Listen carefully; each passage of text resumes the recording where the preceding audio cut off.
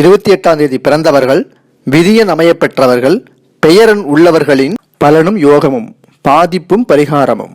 பிறந்த தேதி நேரம் வைத்து சுய ஜாதகத்தை அமைத்து ஒருவருடைய விதியை தீர்மானிப்பது போல் அந்த விதியை மாற்ற மதியால் பெயர் அமைப்பதே பெயரியல் ஆகும், அதாவது நியூமராலஜி ஆகும். முதலில் நியூமராலஜி செயல்படும் விதத்தை பற்றி பார்ப்போம். எல்லா உயிரினங்களுக்கும் தன்னியல்பான ஒரு வடிவம் ஒன்று உண்டு. இவ்வடிவம் 3 பரிணாம வடிவங்களை உள்ளடக்கியது. அவை ஒளியியல் வடிவம் சவுண்ட் ஃபார்ம், வரி வடிவம் ஜியோமெட்ரிக்கல் எக்ஸ்பிரஷன், மூன்றாவது பருவ வடிவம் கிராஸ் ஃபார்ம்.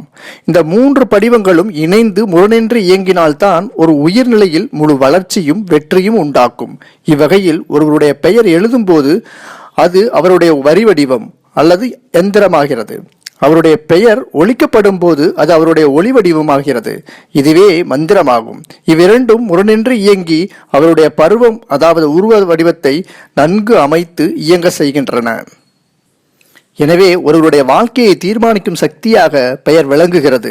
மேலும் எந்த கிரகத்தின் ஆதிக்கத்தில் பெயர் அமைந்துள்ளதோ அக்கிரகத்தின் ஒளியியல் மின்காந்த தொடர்பால் அதாவது எலக்ட்ரோ மேக்னட்டிக் லிங்க் தொடர்பால் அக்கிரகத்தின் ஆளுமையில் அமைகின்றன.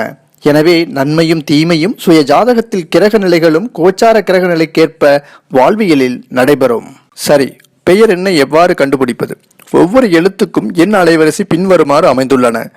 எண் 1 சூரியனுக்குரியது, குணம் மேன்மை குணம் கொண்டவையாகும். எழுத்து ஏ, ஐ, ஜே, கியூ, ஒய். எண் 2 சந்திரனுக்குரியது, மென்மையான குணம் பெற்றவையாகும். B, K, R. எண் 3 குருவுக்கு உடையது, போதனை வழங்கும் குணம் பெற்ற ஆகும். C, G, L, S. எண் 4 ராகுக்குரியது, பகைமை பாராட்டக்கூடிய குணம் பெற்றவையாகும். D, M, D. எண் 5 புதனுக்குரியது, தோழமை குணம் பெற்றவையாகும்.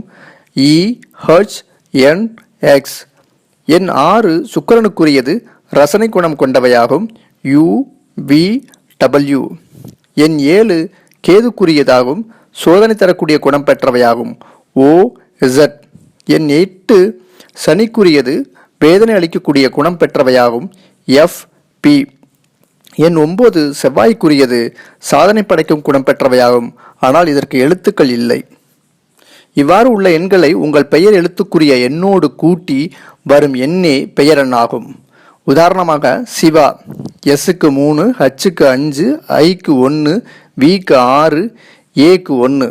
இப்போ 3, 5, 8, 8, 1, 9, 9, 6, 15, 15, 1, 16. அதாவது பெயர் எண் 16. இதை கூட்டினா மொத்தம் 7 வரும். இது கேதுவோட ஆதிக்கம் பெற்ற எண்ணாகும். 1 சூரியனும் 6 சுக்கிரனும் இணைந்து 7 கேதுவாக அமையப்பெற்ற எண்ணாகும் இந்த சிவாங்க. 28ஆம் தேதி பிறந்தவர்கள், 28 விதியன் அமைய பெற்றவர்கள், அதாவது பிறந்த தேதி, மாதம், வருடம் இவற்றை கூட்டி வரும் மொத்த எண் 28. பெயர் எண் உள்ளவர்களின் பலன்களும் யோகமும் பாதிப்பும் பரிகாரமும் என்னென்ன என்பதை இப்போது பார்ப்போம். 28ஆம் எண் சூரியன் எண்ணாக இருந்தாலும் 2 சந்திரனும் 8 சனியும் சேர்ந்துதான் சூரிய எண்ணாக அமையப்பெற்றிருக்கிறது. இந்த எண் உடையோர் சுய ஜாதகத்தில் சந்திரனுக்கும் சனிக்கும் எந்தவித தொடர்பு இல்லாமலும் அதேபோல் சூரியனும் சனியும் சம்பந்தம் இல்லாமல் இருந்து சூரியன், சந்திரன், சனி உச்சம், ஆட்சி நல்ல அமைவை பெற்றிருந்தால் வாழ்க்கை ஆரம்பம் உன்னத நிலையில் இருக்கும். திடீர் வளர்ச்சியும் மிக வேகமான முன்னேற்றத்தையும் கொடுக்கும். குறிப்பாக கூற வேண்டுமென்றால் தகுதிக்கு மீறிய வளர்ச்சியும் அதிர்ஷ்டமும் உண்டாகும், சுகத்தையும் கொடுக்கும். ஆனால் சனி சந்திரன் சம்பந்தப்பட்டுள்ளதால் பெரும்பாலும் இவ்வெண்ணில் பெயர் அமையும் போது கோச்சார காலங்களில் எப்போதெல்லாம் சந்திரன் சனி பாதிக்கப்படுகிறதோ அப்போதெல்லாம் கடும் துன்பங்களுக்கு அனுபவிக்க நேரிடும். குறிப்பாக சனி 2.5 ஆண்டு காலம் ஒரே ராசியில் இருப்பதால் தாக்கம் நீண்ட காலமாக ஏற்படும். எனவே பெரும்பாலும் இவ்வெண்ணில் பெயர் அமைவது தவிர்ப்பது நல்லது. ஏனெனில் உயர்ந்த வாழ்க்கையிலிருந்து வீழ்வதும் உடனே நடக்கும்.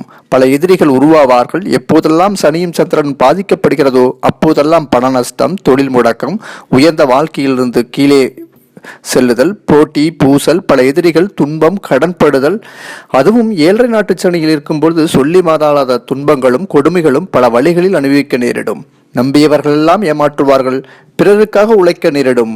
உழைத்த பணம் எல்லாம் பிறர் அபகரிப்பார்கள். கர்ம வினைக்கு ஒப்பான பாதிப்பு உண்டாகும். எனவே இவ்வெண்ணில் பெயர் அமைப்பது நல்லதல்ல. மேலும் 28ஆம் தேதியில் பிறந்தவர்கள், 28 விதியின் உள்ளவர்கள், அவர்களுடைய சுய ஜாதகத்தில் சந்திரன், சூரியன், சனி ஆகிய கிரக நிலை அமைவு, பார்வை, சேர்க்கைக்கேற்ப கெடுதல் காலங்களில், அதாவது கோச்சாரத்தில் இம்மூன்று கிரகங்களில் பாதிக்கப்படும் போது உரிய கிரக சாந்தியும் தெய்வ வழிபாடும் உரிய மந்திரங்களை உச்சரித்தும் கெடுதல் நீக்கி நலம் பெறலாம். எனவே சுய ஜாதகத்தில் நல்ல நிலையிலுள்ள சந்திரன், சூரியன், சனி அமைய பெற்றவர்கள் கெடுதல் காலங்களில் ஞாயிறு, திங்கள், சனி ஆகிய 3 கிழமைகளில் சூரியன், அம்பாள், சனீஸ்வரர் வழிபாடும் அம்பாள் சனி அஷ்டோத்திரத்தை படித்தும் கேட்டும் கெடுதல் நீக்கி நலம் பெறலாம். மேலும் கோச்சாரத்தில் எந்த கிரகத்தால் பாதிக்கப்பட்டதோ அக்கிரகத்துக்குரிய வழிபாடும் மந்திரங்களை உச்சரித்தும் நலம் பெற வேண்டும். சரி, எவ்வாறு பெயரெண்ணை சரி செய்வது? பிறந்த தேதிக்கேற்பவும் சுய ஜாதகத்தில் உள்ள கிரக நிலைக்கேற்பவும் பெயரும், அதாவது பெயர் எண்ணை அமைத்து கொள்ள வேண்டும். அவ்வாறு அமைக்கும் போது சுய ஜாதகத்தில் மோசமான வாழ்க்கை இருந்தாலும் பிறந்த தேதி, விதியன், அதாவது கூட்டுத்தொகையான தேதி, மாதம், வருடம் ஆகியவளாலும் ஏற்படும் கெடுதல்களை குறைத்து வாழ்க்கையில் ஏற்றம் பெற முடியும். இதற்கு உதாரணமாக திரைப்பட பாடல்களை கூற முடியும். பாட்டில் கருத்து இருக்கிறதோ இல்லையோ என்பதை தாண்டி அதன் எழுத்துக்களும் ஒளி இயல்களும் சரியாக அமைந்துவிட்டால் மோசமான பாடல்கள் கூட பிரபல்யமும் நல்ல வருமானமும் பெற்றுள்ளதை எளிதாக அறிய முடியும். ஆகையால் தான் வாழ்க்கையில் ஏற்படும் ஒவ்வொரு பிரச்சனைகளுக்கும் அதற்கான கடவுள்களையும் எந்திரங்களையும் மந்திரங்களையும் உருவாக்கி வைத்து காலங்காலமாக வழிபட்டு இன்னல்களை போக்கி வருகிறோம். எனவே நியூமராலஜி ஒருவருடைய வாழ்க்கையில் மிகவும் முக்கியமானது. இதனால் ஒவ்வொரு நட்சத்திரத்திற்கும் முதல் எழுத்து வரிசையான உருவாக்கி வைத்துள்ளனர்.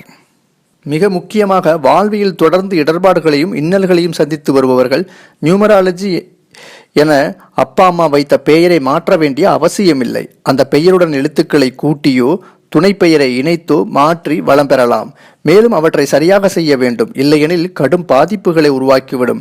எனவே கிரக அறிவியல் தெரிந்த வல்லுநர்களிடம் ஆலோசனை செய்து மாற்ற வேண்டும்.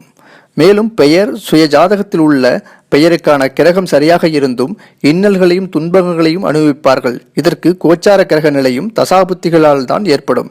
இதற்கு உரிய கிரக சாந்தியும் தெய்வ வழிபாடும் மந்திரங்களை உச்சரித்தும் கெடுதல் காலங்களில் நலம் பெறலாம். மேலும் இந்த சேனலை இதுவரை சப்ஸ்கிரைப் பண்ணாதவர்கள் கீழே உள்ள ரெட் கலர் பட்டனை அழுத்தி சப்ஸ்கிரைப் பண்ணவும். ஏற்கனவே சப்ஸ்கிரைப் பண்ணியவர்கள் அருகில் உள்ள பெல் போன்ற சிம்பலை அழுத்தி நோட்டிஃபிகேஷனை ஆன் செய்யவும். இதனால் பதிவு ஏற்பட்டவுடன் தங்களுக்கு உடனே தெரிய வரும். நன்றி, வணக்கம்.